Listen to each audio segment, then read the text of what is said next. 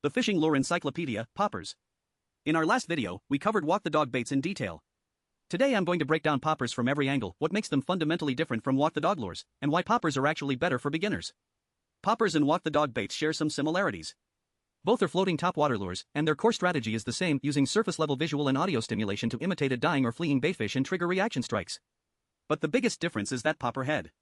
Look at a popper and you'll see that signature concave mouth structure, what we call the splash cup. It literally looks like a wide open mouth, and it's the heart of how this lure works. Every time you give it a pop, that concave face traps air and pushes water forward, creating a distinctive splash and a deep chugging sound, along with a burst of bubbles. The explosive splash on the pop, followed by the subtle wobble during the pause, this perfectly mimics a baitfish thrashing and struggling on the surface. The fish-attracting logic of a popper is fundamentally different from a walk the dog. A popper's calling range is much greater. That popping sound, the vibration, and the water displacement can be picked up by a fish's lateral line from an incredible distance.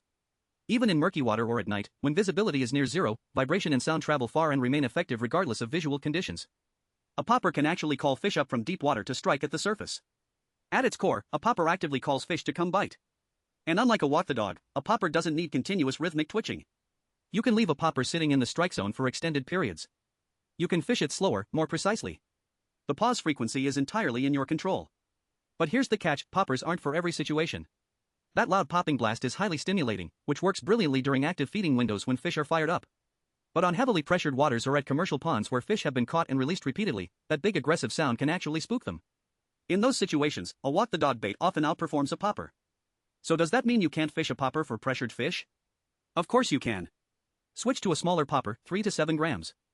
Fish the early morning or late evening windows, or when fish are suspended mid-column. Use subtle, gentle pops, soft splashes with smaller water displacement and less noise. You can also add a feathered treble hook to your popper to increase its appeal. During the pause after a pop, those feathers continue pulsing with any current, imitating a small fish's tail movement.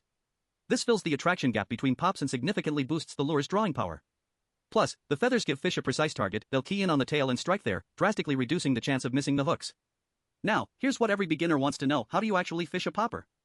The learning curve for a popper is much gentler than for a walk the dog. A first-timer can get it working in minutes. All you need to remember is, pop and pause. After casting, point your rod tip toward the water and wait for the line to fully settle. Reel up the slack slightly. Then, with the rod angled inward toward your body, give it a pop. Pop, pause, pop.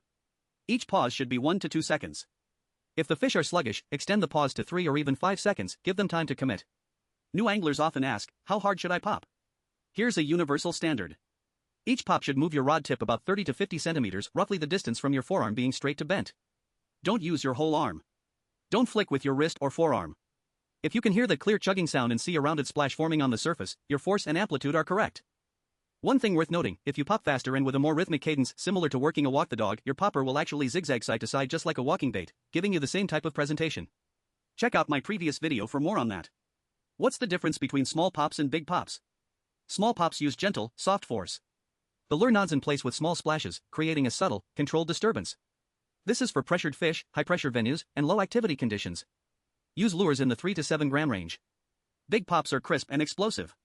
The popper slams the surface, producing a loud blast and heavy splash, with sound and vibration traveling a long way. This is for night fishing, wide area searching, long-distance fish calling, and active feeding windows. Use lures in the 10 to 15 gram range. What about gear? For the rod, since popper fishing often involves covering open water and long-distance searching rather than precise target casting to shallow structure, you can use a longer rod, think 2.1 to 2.4 meters. Those distant surface explosions are what you're after. For the reel, poppers are far more forgiving. In our last video, I explained that walk the dog baits demand precise equipment, beginners using spinning reels struggle to achieve the proper zigzag action, which is why baitcasters are recommended. But poppers are completely different.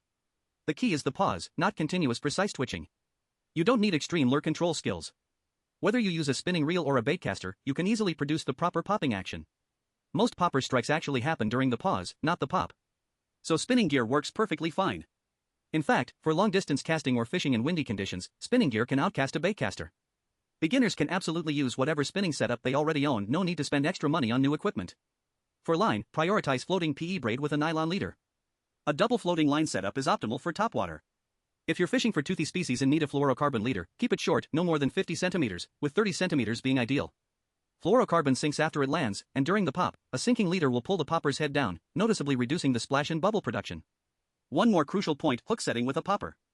When a surface explosion happens, beginners often react by yanking the rod upward hard, startled by the noise and spray.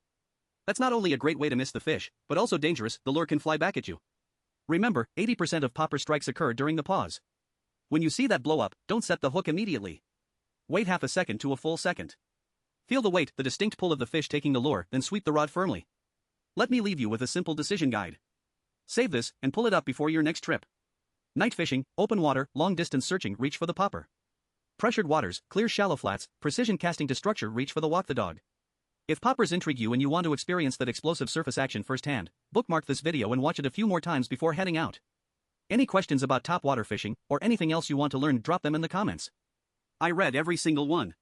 Subscribe for more practical fishing knowledge.